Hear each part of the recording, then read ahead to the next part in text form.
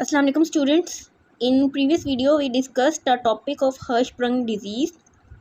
अब जो अगला टॉपिक है in the pathology of intestine that is hernia.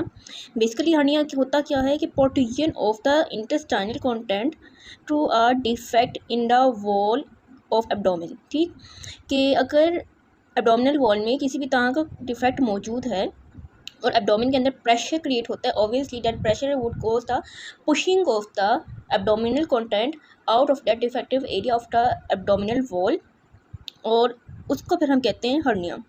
अब जो एब्डोमिनल कंटेंट बाहर पुश होगा उसमें क्या क्या हो सकता है, उसमें मोस्टली क्या होता है कि मोस्ट केसेस में वी सी के स्मॉल इंटेस्टाइन पुश हो रहा है बाहर की तरफ, लेकिन बाज़ औक़ात ऐसा भी हो सकता है कि कोलोन या ओमेंटम, बहुत कम केसेस में कोलोन या ओमेंटम है वो भी हर्निएटेड सैक का पार्ट होता है.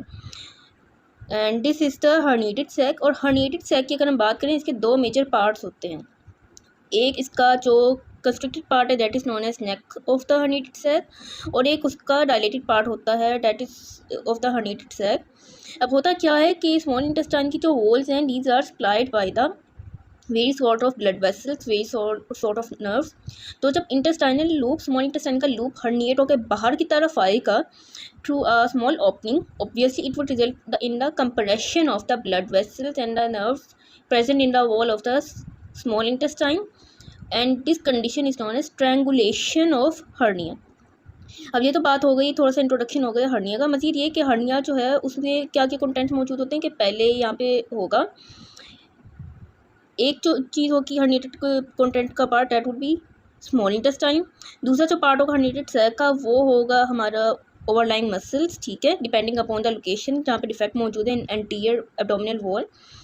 अगली लेयर होगी फैट की और फिर लेयर होगी स्किन की. ठीक, तो इस प्रोटीजन को हर्निया कहते हैं. अब ये होगा इंट्रोडक्शन टू हर्निया. अब what are the types of hernia. Basically हम हर्निया को क्लासीफाई करते हैं on the basis of site of presence of hernia. For example, अगर हर्निया जो है it is present in epigastrium above the umbilical region. Above the umbilical region epigastrium में कोई weakness है एब्डोमिनल वॉल में और उसके थ्रू प्रोटीजन हो जाती है एब्डोमिनल कंटेंट की, that is known as epigastric hernia. इन बात को यूँ है कि एपिगैस्ट्रिक हर्निया जो है ये कोई इतना कॉम्प्लिकेटेड नहीं होता है, इतना प्रॉब्लम नहीं होता इसका. फिर उसके बाद जो अगली हर्निया की टाइप आती है that is umbilical hernia. Epigastrium से नीचे आए, here we can see the umbilicus.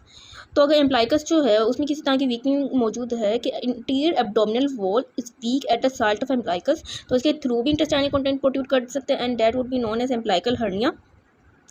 या फिर पास्ट में किसी पेशेंट की किसी तरह की सर्जरी हुई थी और उस सर्जरी के बाद जो जहाँ पे सर्जरी हुई थी वहाँ पे सर्जिकल स्कार मार्क मौजूद है. तो सर्जिकल स्कार मार्क जहाँ पे मौजूद होता है it would also lead to the weakening of the abdominal wall at that particular site. और उस पास का क्या होता है कि अगर एब्डोमिन के अंदर प्रेशर क्रिएट हो तो उस weak point at the surgical scar mark वहाँ से इंटेस्टाइनल कंटेंट हर्निएट होकर बाहर आ सकता है, that is known as incisional hernia.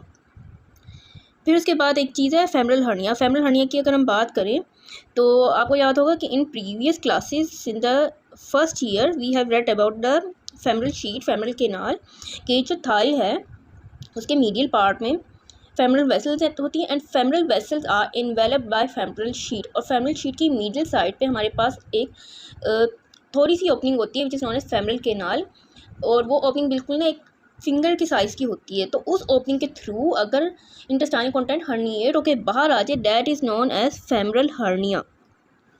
फिर वो हर्निया जो इनग्वाइनल रीजन से हर्निएट होकर बाहर आएगा that would be known as inguinal hernia. अब इनग्वाइनल हर्निया की अगर हम बात करें तो वो दो टाइप्स का होता है. One is direct inguinal hernia and the other is indirect inguinal hernia. अब जो डायरेक्ट इनग्वाइनल हर्निया होता है उसमें एक एब्डोमिन का वीक एरिया होता है जिसको हम कहते हैं हैज़ल बैच ट्रायंगल. एब्डोमिन के बिल्कुल लोअर साइड पे एक वीक ट्रायंगुलर एरिया होता है, ट्रायंगल शेप एरिया होता है which is known as Hesselbach triangle. और अगर एब्डोमिनल कंटेंट इस वीक एरिया के थ्रू प्रोट्रूड होके बाहर आ जाएगा then it is known as direct inguinal hernia. अब डायरेक्ट इनग्वाइनल हर्निया में क्या होगा कि इसे डायरेक्ट क्यों कहते हैं, because it would directly pass through the superficial inguinal ring without even closing passing through the deep inguinal ring. तो जब ये डायरेक्टली पास करेगा through the superficial inguinal ring, so that's why it is known as direct inguinal hernia. लेकिन indirect inguinal hernia के case में अगर हम देखें तो पहले वो पास करेगा through the deep inguinal ring, फिर वो पास करेगा through the superficial inguinal ring. तो इनडायरेक्टली पास कर रहा है through the superficial inguinal ring, that's why it is known as indirect inguinal hernia. अब यहाँ तक हमने we discussed about the types of hernia. अब देखना ये है कि हर्निया होता क्यों है। अभी बात की, लेक्चर के स्टार्ट में भी बात की कि जब एब्डोमेन के अंदर प्रेशर क्रिएट होता है और एब्डोमिनल वॉल डिफेक्टिव होती है, अगर एब्डोमिनल वॉल में किसी तरह की वीकनेस, किसी पॉइंट पे वीकनेस मौजूद है, that would result in the hernia.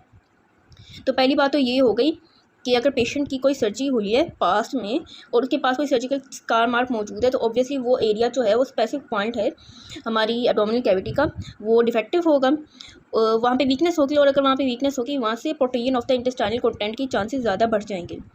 और दूसरी बात ये कि अगर एब्डोमेन के अंदर प्रेशर क्रिएट होगा तो फिर weak part of abdominal wall से प्रोटीन ऑफ इंटेस्टाइनल कंटेंट की चांसेस बढ़ जाएंगे, लीडिंग टू हर्निया।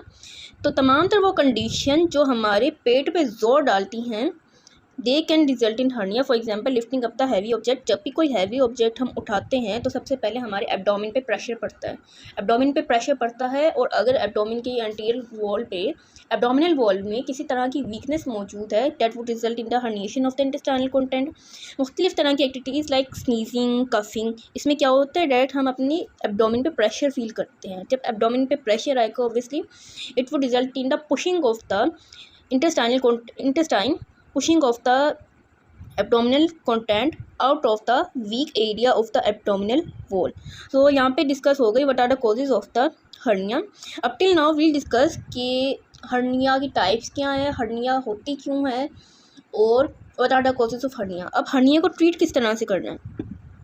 तो हर्निया की दो तरह की ट्रीटमेंट होती है, या तो हर्निया जो है it may be treated by non surgical procedure, या फिर hernia it may be treated by surgical procedure. Non surgical procedure जो है उसमें क्या होता है कि सम सॉर्ट्स ऑफ बेल्ट्स यूज़ होती हैं which result in the strengthening of the abdominal wall. ठीक है, तो वो बेल्ट अगर हम अप्लाई कर रहे हैं तो फिर वो जो वीकनेस है एब्डोमिनल वॉल की, हमारी एब्डोमिन में का जो वीक पॉइंट है, दैट कैन बी स्ट्रेंथन। ठीक है, या फिर अगला सर्जिकल प्रोसीजर होता है। अब सर्जिकल प्रोसीजर के केस में क्या होता है, in the case of the hernia, के सबसे पहले वो जो हर्निएटेड कंटेंट है उसको वापस पुश करके एब्डोमिनल कैविटी में पहुंचाया जाता है। फिर वो जो डिफेक्टिव एरिया था एब्डोमिनल वॉल का, जो वीक एरिया था एब्डोमिनल वॉल का, उसको स्ट्रेंथन कर दिया जाता है। सो सर्जिकल प्रोसीजर से ट्रीटमेंट हो गई, नॉन सर्जिकल प्रोसीजर से हो गई। So up till now we completed the topic of hernia. We discussed about the definition, types, causes and treatment of hernia.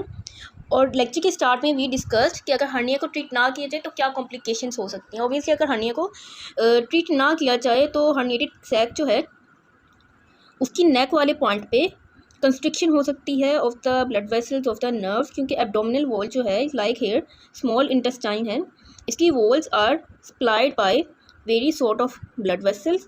तो जब ये स्मॉल इंटेस्टाइन का लूप पास करेगा through the abdominal wall, through the weak part of the abdominal wall, तो obviously इतनी छोटी opening से जब ये पास करेगा तो इसके अंदर मौजूद ब्लड वेसल्स हैं उनमें कंप्रेशन के चांसेस बढ़ जाएंगे, और अगर उनकी कंप्रेशन हो सकती है it would lead to the strangulation of the hernia. तो अगर हर्निया को ट्रीट ना किया जाए it may lead to the strangulated hernia.